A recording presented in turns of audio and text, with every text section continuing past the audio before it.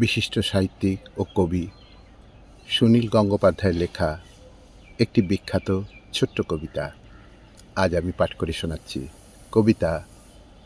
অনির্দিষ্ট নায়িকা। শুরু করছি। ফিরে যাব শীত শেষে অবিশ্বাসী মরালের মতো,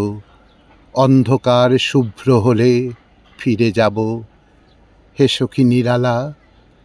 উরসে চন্দন গন্ধ বিন্দু বিন্দু রক্ত ইতস্তত,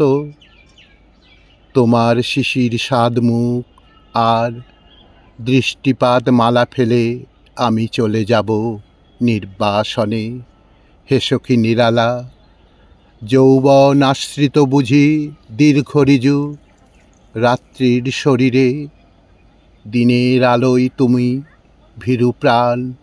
পতঙ্গের মতো, আমাকে ডেকেছ তাই স্রোতস্বিনী তমসার তীরে, অসহিষ্ণু বাসনায় নিজেকে ঢেকেছ অবিরত, দিনের আলোয় তুমি মৃত্যুমুখী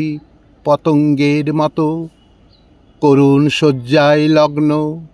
ঘন নীল তোমার বসন সমুদ্র, আকাশ কিংবা শৈশব স্মৃতির মতো নীল, তুলে নাও নত মুখে লজ্জা ঢাকো, বিচ্ছেদের ক্ষণ বিষাদের নীল শিখা চক্ষে জালো, তারও সঙ্গে মিল সমুদ্র আকাশ কিংবা শৈশব স্মৃতির মতো নীল, ফিরে যাব সব ফেলে দুঃখে সুখে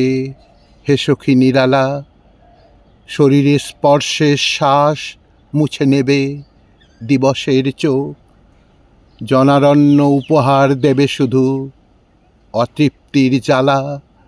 আবার উষসী এলে ফিরে পাব বিচ্ছেদের শ্লোক, চতুর্দিকে রবে শুধু